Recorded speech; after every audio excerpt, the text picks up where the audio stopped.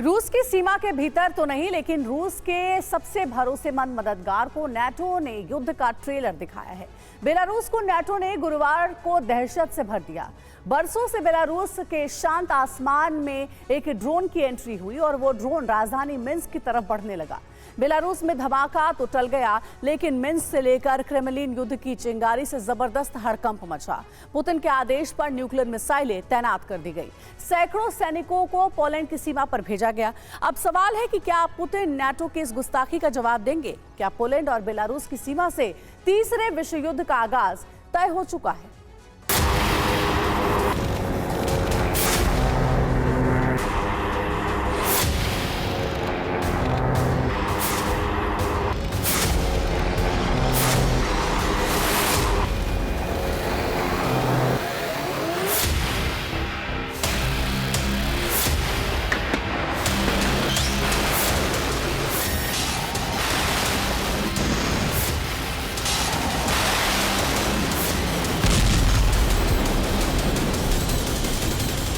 ऐसा ही ड्रोन था और ऐसी ही दहशत।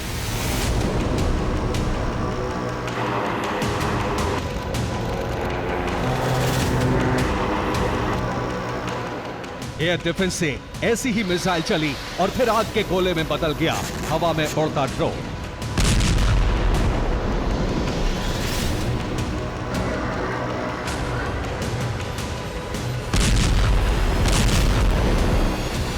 बेलारूस को जैसा शक था वैसा ही हुआ।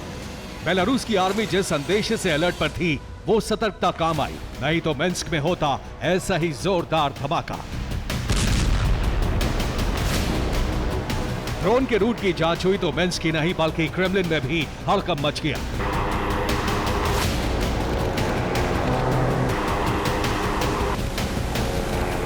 ड्रोन का लॉन्च पॉइंट था लिथुआनिया का एक इलाका। लिथुआनिया से ड्रोन को बेलारूस की तरफ भेजा गया। ड्रोन के रेंज से अंदाजा होता है कि यह मिन्स्क में गिरने वाला था।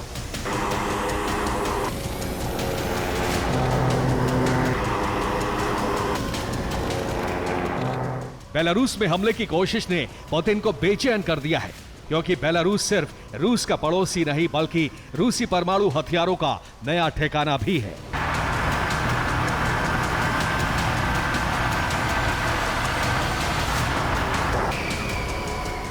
क्रेमलिन में ताबड़तोड़ बैठकों के दौर के बाद कई ऑर्डर जारी कर दिए गए।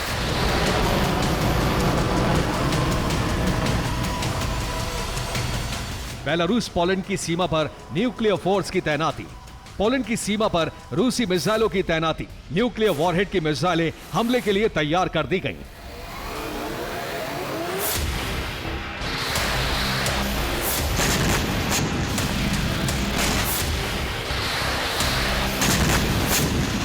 लिथुआनिया ने बेलारूस के आरोपों को गलत बताया है, लेकिन रूस और नेटो दोनों ने एक महायुद्ध की तैयारी शुरू कर दी है।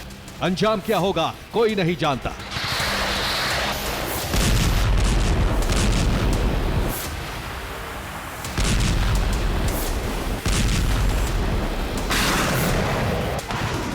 लेकिन इस वक्त दुनिया के एक और कोने में एटमी जंग की बुनियाद रखी जा रही है। नेटो ने बेलारूस की घेराबंदी कर ली है, तो वहीं रूस पोलैंड पर हमले की तैयारी में है। धमकियों के दौर को लिथुआनिया के ड्रोन अटैक ने युद्ध की तैयारी में बदल दिया है।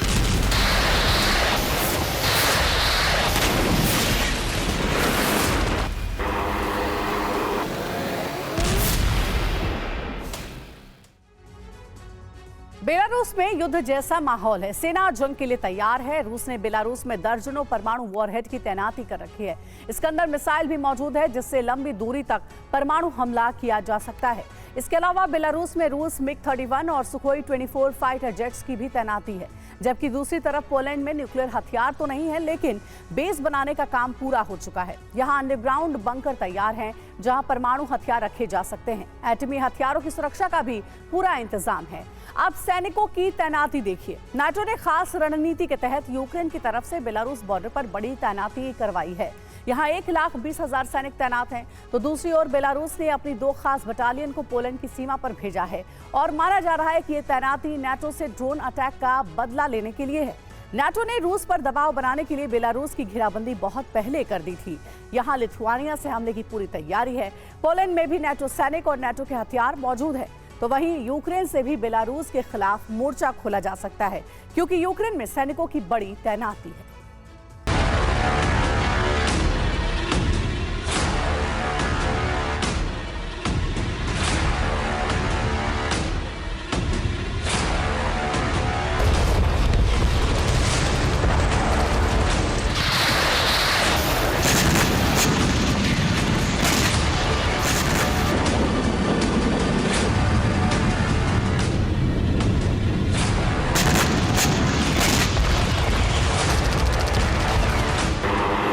बेलारूस में सिर्फ एक ड्रोन की गड़गड़ाहट ने एटमी जंग के 2 सेंटर को एक्टिव कर दिया है।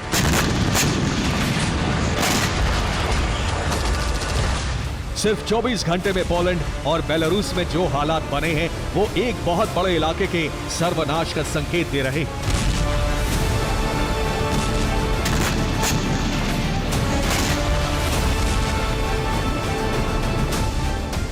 पुतिन बेलारूस में परमाणु हथियारों की तैनाती कर चुके हैं। अमेरिका पोलैंड में परमाणु हथियार तैनात करने वाला है। रूस ने पोलैंड में परमाणु बम की तैनाती पर हमले की धमकी दी है। अमेरिका ने परमाणु बम तैनात करने की कवायद तेज कर दी है।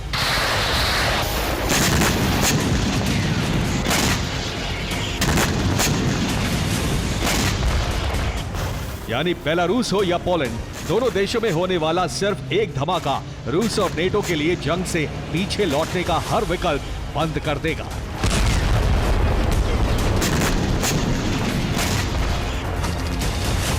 पोलैंड और बेलारूस दोनों देशों में ऐसे घातक हथियारों से जंग शुरू होगी जिसके इस्तेमाल करते ही शुरू हो जाएगी एक अंतहीन विनाश लीला।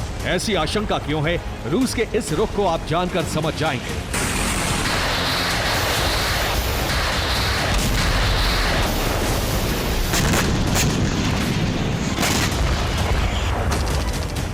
इनका कहना है कि अगर पोलैंड में परमाणु हथियार आए तो रूसी सेना के लिए वो सबसे अहम टारगेट होंगे। रूस के चैनल शो में कहा जा रहा है कि रूस को पोलैंड और फ्रांस पर हमला करना चाहिए।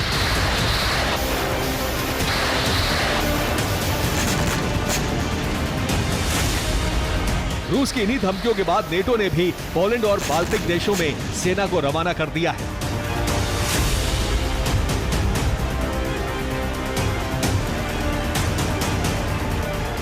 रूस ने नेटो के एक छोटे से देश को लेकर धमकी दी है और यूरोप के ठीक बगल में बेलारूस में एटमी हथियार रखे हैं।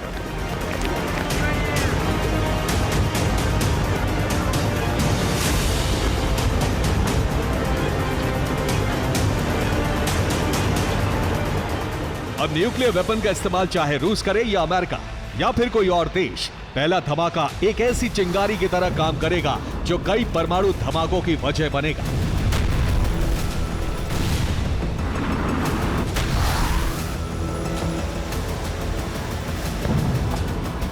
रूस दुनिया में सबसे अधिक परमाणु वॉरहेड रखने वाला देश है, लेकिन परमाणु युद्ध के लिए पुतिन एक बड़ी रणनीति भी बना रहे हैं। पुतिन एक बार फिर बीजिंग जाने वाले हैं। पुतिन बीजिंग में जिनपिंग से मुलाकात करेंगे। अमेरिकी विदेश मंत्री इस वक्त बीजिंग में मौजूद है।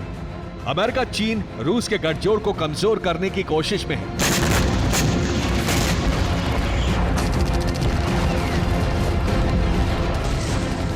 माना जा रहा है कि पुतिन चीन के साथ मिलकर भविष्य के युद्ध को रूस बनाम यूरोप न रहने देकर यूरोप बनाम एशिया बनाने की कोशिश में है। पुतिन की रणनीति क्या है, इस पर सिर्फ दावे किए जा रहे हैं, लेकिन नेटो पिछले साल से ही अलर्ट है और बेलारूस से किसी भी तरह की गड़बड़ी होने का जवाब देने की तैयारी का ब्लूप्रिंट तैयार कर लिया गया है।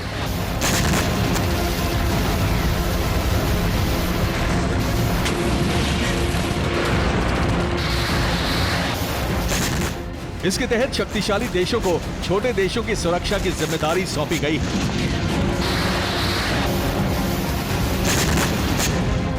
लिथुआनिया पर हमला हुआ तो जर्मनी अपने सैनिक भेजेगा। कनाडा को लातविया की जिम्मेदारी दी गई है। ब्रिटेन की सेना एस्टोनिया को सुरक्षा देने के लिए तैयार रहेगी और पोलैंड को सुरक्षा की गारंटी दे रहा है खुद सुपर पावर अमेरिका।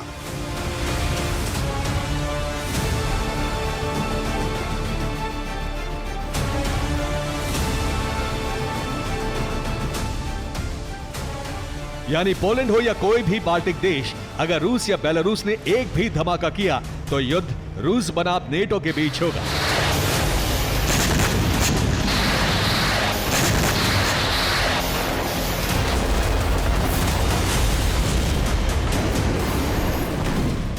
बेलारूस में रूस का Su-30 MiG-31K तैनात है।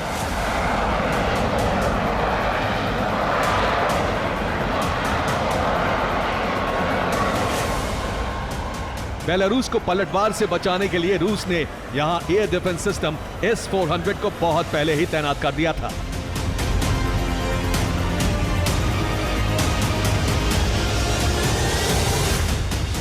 तो दूसरी तरफ नेटो ने बाल्टिक देशों के लिए 3 लाख सैनिकों को तैयार रखा है। अमेरिकी खुफिया रिपोर्ट के मुताबिक यूक्रेन में अमेरिका से हथियार पहुंचने के बाद रूस यूरोप को टारगेट करने की कोशिश करेगा। नेटो ने इसी साल स्टेडफास्ट डिफेंडर के नाम से युद्धाभ्यास किया है, जिसका लक्ष्य रूस को किसी भी क्षेत्र, किसी भी मौसम और किसी भी हथियार से युद्ध हराने का अभ्यास करना था।